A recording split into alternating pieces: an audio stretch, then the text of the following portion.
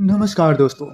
एक बार फिर से स्वागत है आपका हमारे हॉरर पॉडकास्ट शो में, जहां पर हम लोग सुनते हैं एक से बढ़कर एक सच्ची घटना पर आधारित डरावनी कहानियां। तो चलिए, जो आज की कहानी है वह है हमजाद की।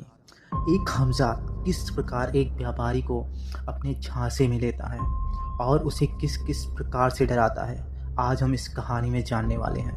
तो देर न करते हुए कहानी को शुरू करते हैं। और यह कहानी एक आप बीती है, तो हम इस कहानी को रघुवीर, जो कि हमजाद का शिकार होता है, उसी की ज़ुबान से सुनेंगे, ताकि इस हॉरर पॉडकास्ट शो का आपको बेस्ट एक्सपीरियंस मिल सके। तो चलिए कहानी को शुरुआत करते हैं। नमस्कार दोस्तों, मेरा नाम रघुवीर है। मैं एक सफल व्यापारी हूँ जिसने अपने परिश्रम से अपनी पहचान बनाई थी। मेरा जीवन व्यस्त और उद्देश्यपूर्ण था। परिवार में मेरी पत्नी और 2 बच्चे थे जो मेरे जीवन की धुरी थे।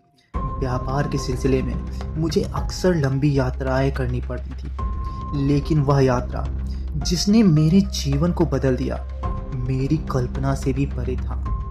उस दिन मैं अपने गोदाम से सामान लेकर एक दूसरे यानी दूर के गांव में अपने पुराने ग्राहक के पास जा रहा था। वह सर्दियों की शुरुआत का समय था। दिन छोटे हो गए थे और शाम जल्दी ढल रही थी।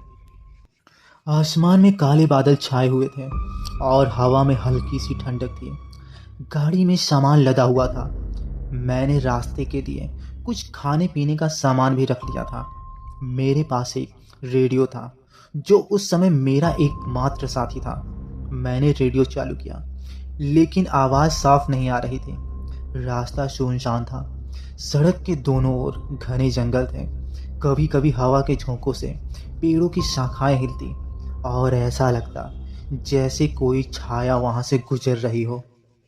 करीब 3 घंटे की यात्रा के बाद जब मैं एक सुनसान इलाके से गुजर रहा था, तभी मेरी गाड़ी अचानक झटके के साथ रुक गई। मुझे लगा कि शायद गाड़ी के पहिए में कोई समस्या हो गई है। बाहर उतर कर देखा तो पाया कि पिछले पहिए में कोई बड़ी खराबी हो गई है। मैंने अपना औजार निकाला और पहिया ठीक करने की कोशिश की, लेकिन अंधेरा और बारिश और भी बढ़ती ठंड के कारण यह काम मुश्किल हो रहा था। गाड़ी के पास खड़े होकर मैंने चारों ओर नज़र दौड़ाई। आसपास कहीं कोई घर, दुकान या मदद का साधन नहीं दिख रहा था। अचानक दूर अंधेरे में एक हल्की सी रोशनी दिखाई दी। रोशनी की ओर बढ़ते हुए मुझे अजीब सा डर लग रहा था। रास्ता कच्चा और ऊबड़-खाबड़ था। जैसे जैसे मैं नज़दीक पहुंचा, मैंने देखा कि एक बूढ़ा व्यक्ति लालटेन लिए खड़ा था। उसकी आंखें असामान्य रूप से चमकदार थीं और उसकी उपस्थिति में कुछ ऐसा लग रहा था जो सामान्य नहीं था। उसने मुझसे धीमी और गहरी आवाज़ में पूछा, "तुम कौन हो?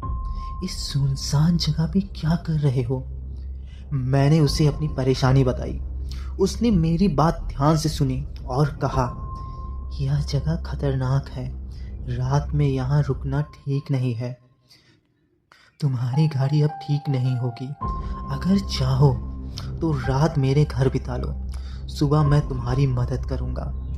उस वक्त मुझे उसकी बात मानने के अलावा कोई विकल्प नज़र नहीं आ रहा था। उस अजनबी बूढ़े व्यक्ति के साथ मैं झोपड़ी की ओर बढ़ा। रास्ता कच्चा और घना था, जैसे वह जंगल कभी खत्म ना होगा। हवा में एक अजीब सी ठंडक थी जो मेरी हड्डियों तक पहुंच रही थी।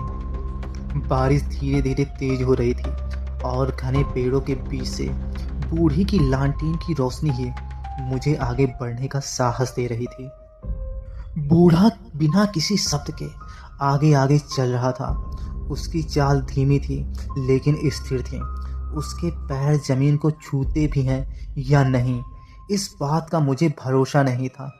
कभी कभी तो ऐसा एहसास होता कि वह हवा में सरकता हुआ जा रहा है। मैं लगातार अपने अंदर एक घबराहट महसूस कर रहा था, लेकिन मैं उसे नज़रअंदाज करने की कोशिश कर रहा था। करीब आधे घंटे बाद हम एक छोटी सी झोपड़ी के पास पहुंचे।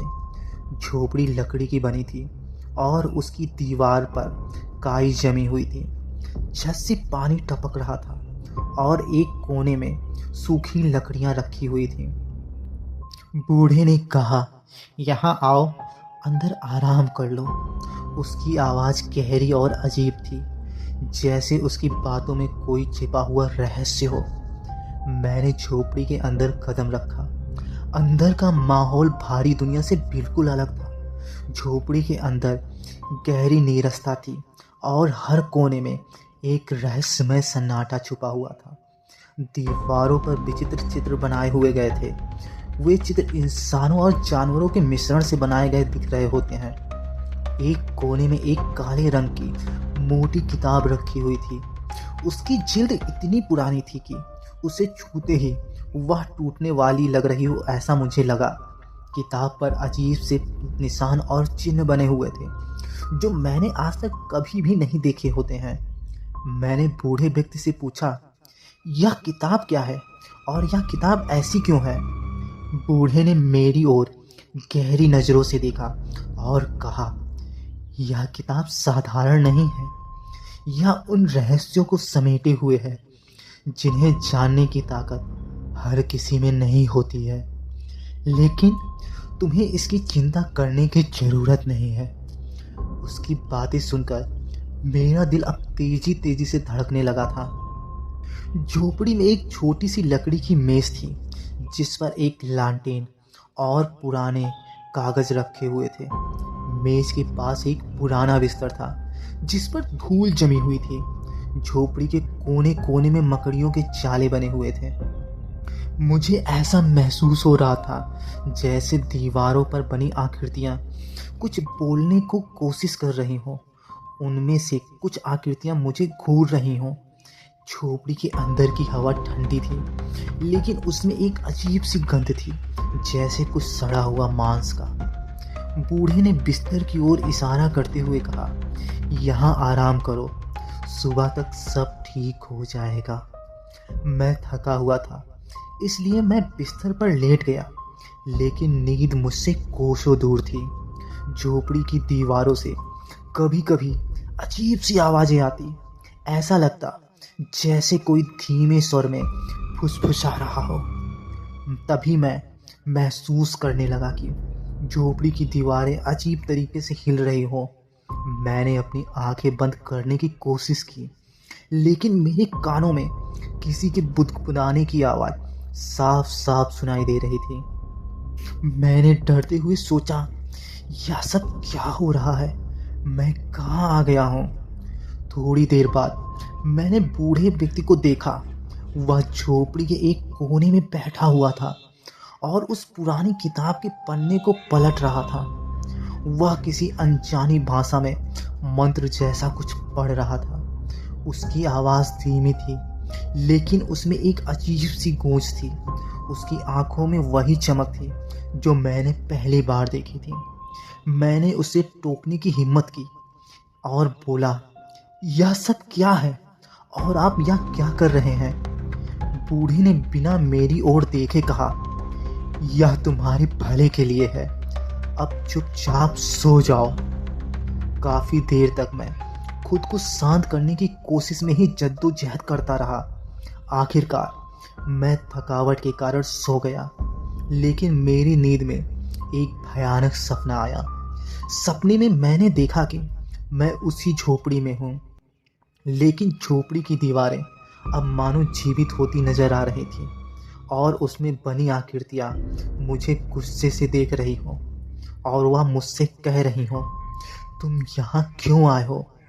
तुमने एक बड़ी गलती की है और हो सकता है अब तुम्हें इसका खामियाजा भी भुगतना पड़े।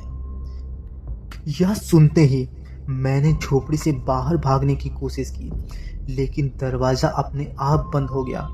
तभी बूढ़ा व्यक्ति मेरे सामने अचानक से आ गया, लेकिन वह अब बूढ़ा नहीं था। उसकी आंखें अजीब गहरी रहस्यमयी दिख रही थी। उसका चेहरा बहुत ही भयानक हो चुका था। ऐसा मैं देख ही रहा था, तभी मैं सपने से जाग गया और उस समय मेरी सांसें बहुत तेज़ी से चल रही होती हैं। मैंने चारों ओर देखा, लेकिन झोपड़ी बिल्कुल शांत थी। मैं बाहर की रोशनी देखने की लिए दरवाजे की ओर बढ़ा। जैसे ही मैं दरवाज़ा खोलकर झोपड़ी से 2 कदम बाहर निकला, तैसे ही झोपड़ी गायब हो चुकी थी। मैं जंगल के बीच में खड़ा हुआ था। वहां ना कोई बूढ़ा था, ना लालटेन और ना कोई निशान। यह सब एक सपना था या सच, मैं तय नहीं कर पा रहा था। लेकिन जो भी था उसने मेरे दिल और दिमाग पर गहरा असर डाला। मैंने किसी तरह उस भयावह रात को झेला और अपने घर लौट आया। लेकिन वह झोपड़ी, बूढ़ा आदमी और उस रात के अनुभव मेरी आत्मा पर किसी गहरे घाव की तरह दर्ज हो चुके थे। घर लौटने पर मैंने राहत की सांस ली। मुझे लगा कि अब सब कुछ सामान्य हो जाएगा, लेकिन मैं गलत था। पहले दिन तो सब सामान्य था। घर में मेरे बच्चे खेल रहे थे, मेरी पत्नी रसोई में खाना बना रही थी और मैं अपने कमरे में बैठा व्यापार के कागजों को जांच कर रहा था। लेकिन दूसरे दिन से ही अजीब सी घटनाएं शुरू हो गई। उस रात जब लोग सोने चले गए थे, मैंने अपने कमरे में बैठा कुछ लिखने की कोशिश कर रहा था, लेकिन मेरी कलम रुक रुक कर चल रही थी, जैसे किसी अदृश्य शक्ति ने उसे पकड़ रखा हो। अचानक घर के एक कोने से धीमी धीमी फुसफुसाने की आवाज़ आने लगी। मैंने ध्यान से सुनने की कोशिश की। आवाज़ अस्पष्ट नहीं थी, लेकिन उसमें मेरे नाम का जिक्र हो रहा हो, मानो कोई मेरा नाम बहुत धीरे धीरे स्वर में पुकार रहा हो। यह सुनकर मेरी रीढ़ में एक सिहरन दौड़ गई। मैंने सोचा कि शायद यह मेरा वहम है। मैंने पानी पीने के लिए रसोई में गया, लेकिन जैसे ही मैं रसोई के पास पहुंचा, मुझे लगा कि वहां कोई खड़ा है। मैंने तुरंत लाइट ऑन कर दी, लेकिन वहां कोई भी नहीं दिखाई देता है। अगले दिन सुबह मेरे दोनों बच्चे हमेशा की तरह खेलने में व्यस्त थे, लेकिन मेरी बेटी, जो हमेशा मुस्कुराती रहती थी, अचानक ही गंभीर हो गई। उसने कहा, पापा, रात को मेरे कमरे में कोई आया था। मैंने पूछा, कौन आया था? क्या सपना देखा था आपने? उसने मेरी आंखों में देखा और धीरे से कहा, वह आदमी जिसने आपको जंगल में मदद की थी। यह सुनते ही मेरे होश उड़ गए। मैंने उससे और कुछ पूछने की कोशिश की, लेकिन वह कुछ नहीं बोली। शाम को मेरे बेटे ने भी शिकायत की कि उसके खिलौने अपने आप हिलने लगे थे। मैंने सोचा कि शायद यह बच्चों की कल्पना हो, लेकिन मेरा दिल कह रहा था कुछ तो गड़बड़ जरूर है। उसी रात घर का मुख्य दरवाज़ा अपने आप खोलने और बंद होने लगा। हवा चल रही थी, लेकिन इतनी तेज नहीं कि दरवाज़ा इस तरह खुद ब खुद खुलने और बंद होने लगे। मैंने दरवाजे को बंद किया और उसमें ताला लगा दिया। जैसे ही मैं मुड़ा, दरवाजे पर जोर से किसी ने दस्तक दी। मैं चिल्लाकर पूछा, कौन है? कौन है? जवाब दो। लेकिन उधर से कोई भी उत्तर नहीं आता है। डरते डरते मैंने दरवाज़ा खोला, लेकिन हर बार की तरह मुझे सिर्फ और सिर्फ अंधेरा ही दिखाई देता है। अगली सुबह जब मैं जागा तो देखा कि मेरे घर की दीवारों पर अजीब सी आकृतियाँ उभर आई थी। ये वही आकृतियाँ थी जो मैंने उस झोपड़ी में देखी थी। मैंने अपनी पत्नी को यह दिखाया, लेकिन तब तक वह आकृतियाँ गायब हो चुकी थीं। उस दिन दोपहर में मेरी पत्नी रसोई में खाना बना रही थी। अचानक गैस का चूल्हा खुद ब खुद बंद हो गया। उसने लाइटर से उसे जलाने की कोशिश की, लेकिन गैस जलने के बजाय एक तेज धमाके की आवाज़ के साथ बुझ गई। रसोई की खिड़की पर एक काली परछाई दिखी। मेरी पत्नी चीख पड़ी। मैं दौड़कर वहां पहुंचा, लेकिन खिड़की के बाहर इस बार भी कुछ नहीं होता है। अब यह घटनाएं बहुत ही बढ़ती जा रही थी। रात में मैं अपने कमरे में सोने की कोशिश कर रहा था, तभी मुझे लगा कि कोई मेरे पास खड़ा है। मैंने आंखें खोली, लेकिन वहाँ कोई नहीं था। फिर बिस्तर के किनारे पर हल्की सी हरकत महसूस हुई, जैसे कोई बैठा हो। मैंने तुरंत लाइट ऑन की, लेकिन कोई भी नहीं होता है। तभी दीवार की ओर एक परछाई उभर कर आती है, जो इंसानों की तरह थी, लेकिन मानो वह मुझे देखकर एक भयानक मुस्कान ले रही हो और मुझ पे हंस रही हो। उस रात मैं किसी तरीके से सो गया और मुझे एक भयानक सपना आया। मैंने देखा कि मैं फिर से उसी झोपड़ी में हूँ। बूढ़ा आदमी मेरे सामने खड़ा है, लेकिन उसका चेहरा उस पार की तरह ही भयानक दिख रहा था। उसकी आंखें गहरे काले अंधकार की तरह लग रही थी और उसके मुंह से खून टपक रहा था। और उसने कहा, तुम मुझसे बच नहीं सकते रघुवीर। अब तुम मेरे हो और तुम्हारी दुनिया की सारी चीज़ें मेरी हैं। अगले कुछ दिनों में इन घटनाओं की तीव्रता बढ़ चुकी। रात में किसी के सोने की आवाज़ आती, तो किसी के रोने की, तो किसी के चिल्लाने की। बच्चों के खिलौने अपने आप हिलने लगते। घर का पानी अचानक लाल रंग का हो जाता। अब मुझे एहसास हो गया था कि मैं अकेले इस मुसीबत से नहीं लड़ सकता। मैं तुरंत गांव के एक पंडित हरि नारायण जी के पास गया और उन्होंने कहा, तुमने एक अलौकिक शक्ति को छेड़ दिया है। वह शक्ति अब तुम्हारे जीवन पर कब्जा करना चाहती है। इसे रोकने के लिए हमें कुछ बड़ी पूजा और यज्ञ करना पड़ेगा और हो सकता है हमें कुछ छल का सहारा भी लेना पड़ेगा। उन्होंने बताया कि यज्ञ के लिए विशेष सामग्री और एकांत जगह की जरूरत होगी।